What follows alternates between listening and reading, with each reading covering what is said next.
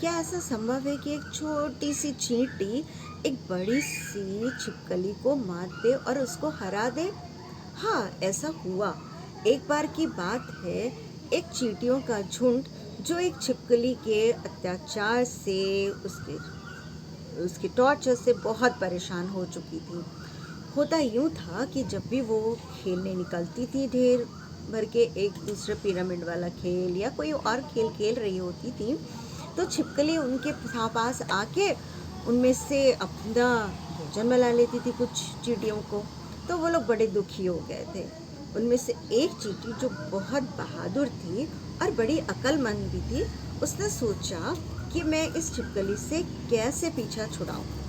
उसने एक दिन एक स्नेल के शेल को उसके छिपकली के घर के सामने रख दिया और खुद अपने मित्रों के साथ जाकर उसमें छुप गई। और जब छिपकली निकलने वाली हुई तो उसमें से सारी चींटियों ने मिलकर एक डरावनी सी आवाज निकाली जो एक बड़े से जानवर की तरह थी। और संग संग उन लोगों ने एक साथ उस स्नेल के छोटे से शेल को हिलाना शुरू कर दिया। और उसमें से जब वो आवाज़ निकाल रही थी तो उसकी इको हो रही थी, जैसे कि एक आवाज़ जब हम बोलते हैं उसकी वापस में 3 बार उसी तरह की आवाज़ें आती हैं। तो ऐसे ही कुछ हो रहा था। जब छिपकली घर से निकली अपनी बहादुरी दिखाती हुई और सोचती हुई कि मैं अभी जाती हूँ और चींटियों के ढेर में से खूब सारी चींटियों को खा लेती हूँ, देखा बाहर एक छोटा सा जानवर बैठा है और वो हिल रहा है। और उसकी आवाज़ इतनी तेज़ हो रही थी, कव्वाली, कि वो डर के मारे फिर से अपने घर पे जाने की कोशिश करने लगा। लेकिन जल्दी में उसे अपने घर का रास्ता नहीं दिखा और वो बहुत दूर भाग गया।